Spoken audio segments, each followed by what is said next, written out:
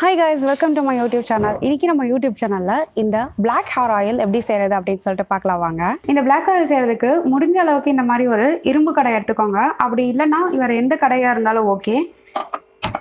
First நம்ம அடுப்பு பத்த வச்சுக்கலாம். இது வந்து நெல்லி பொடி, ஆம்லா பவுடர். இந்த பவுடரை இப்போ நம்ம வந்து கடையில போட்டு நல்லா வறுத்துக்கலாம். இது வந்து நல்லா black கலரா ஆவற அளவுக்கு வந்து நல்லா வறுத்துக்கணும்.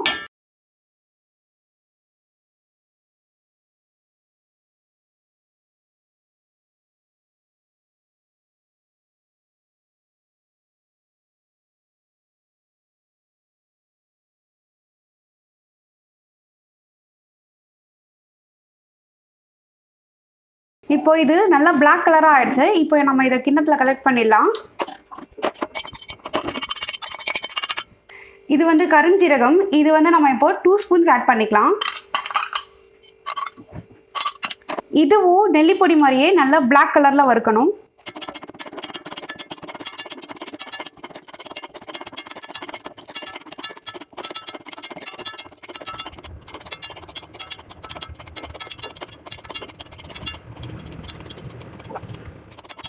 இது நல்லா வறுபட்டுடுச்சு. இப்போ நம்ம இதை அதே கிண்ணத்துல கலெக்ட் பண்ணிக்கலாம்.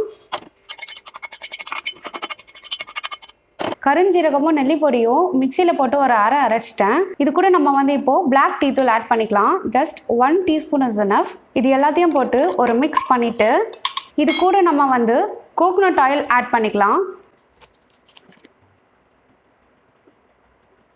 முடிஞ்ச அளவுக்கு மரச்செக்கு தேங்காய் எண்ணெய் யூஸ் பண்ணுங்க. இது வந்து முங்குற அளவுக்கு தேங்காய் எண்ணெய் ஊற்றினா போதும், ரொம்ப அதிகமாக ஊற்ற வேணாம். இப்போ இதை நல்லா மிக்ஸ் பண்ணிக்கலாம்.